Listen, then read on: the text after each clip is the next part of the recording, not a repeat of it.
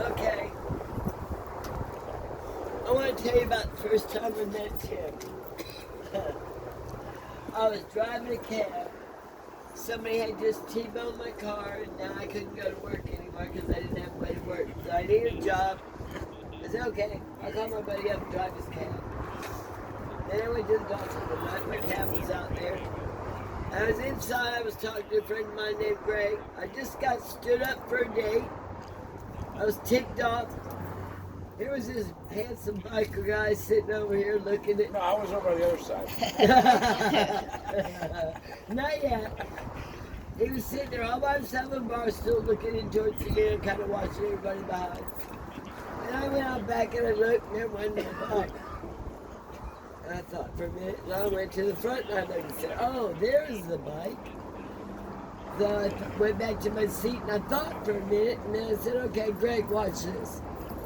I walked over to Tim. I said, hey, I don't know you, but is that your bike out front? Yeah.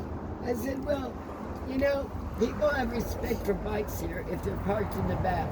We don't know who's walking up and down the street out front. You might want to move it to the back parking lot. He said, oh, yeah, you're right. Hey, can I buy you a drink? I said, sure, so you move your bike. So I went and moved it, came back, and got to talking. After a little while, I said, well, you want to go somewhere else? He looked dead in the face and said, are we going in a cab? I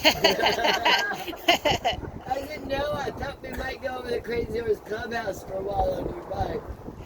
So that was the first time we met. And that's why I'm wearing this shirt today, because I was wearing this shirt when we met. And we went there, and I was kind of mean. Because I told him he had to play pool with all the brothers, and he hated playing pool. And I wanted to see just how much he liked me, if he really wanted to please me or not. So he went and he played pool, and he lost terribly, and made a fool of himself, but it was okay. And we had a good evening there. And on the way out, I let him walk out the front door before me, and I looked back at everybody, and I said, and they all went, and we stayed together ever after. 15 years. I let him go. And I remember one of the last things Craven told me when he saw me pull up in the Red Explorer one time at Dolphin. He says, look at you. Now don't run him off. So I might have come close, but I held on. Yeah. I loved him with all my heart. He was the best, most brilliant man I ever saw. His memory wasn't worth a shit. He couldn't decide if he wanted spaghetti or steak or pork chops for dinner. Sometimes he couldn't tie his shoes, but he could make anything, create anything, fix anything. Plumb, electric, air conditioning, and build bikes from the ground up. And he was my hero over and over and over. And when he quit drinking 2 years ago, we really got tight then, even more than we ever had before. And I hate to say it, but there is a silver lining in COVID. We were stuck in the house together for 2.5 years. He might not think of it that way, but I tried to inspire him. His last project was a rat rod. He had all the fenders, the wheel wells, the motor transmission, a 1942 body, I forget what it's called. And he was out there working on it every day. Oh, here comes Kate. And so, that's about it. You know, I tried to inspire him and motivate him to do stuff that he loved.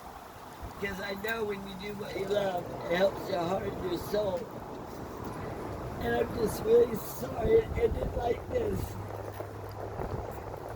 But at least we were together. Yeah.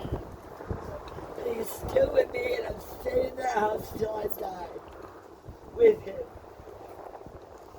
He's probably up there right now looking down, figuring how he's going to pull a prank on one of us. He always hated a big party, but I would always throw one anyway. I said, one more time, buddy. I'm going to need you one more time.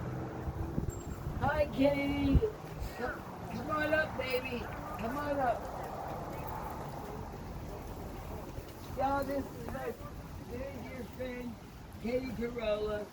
She used to be the mayor of Braden Beach. We become great political friends and personal friends. It's the ex-mayor right here coming for Tim's memorial. Okay, thank you.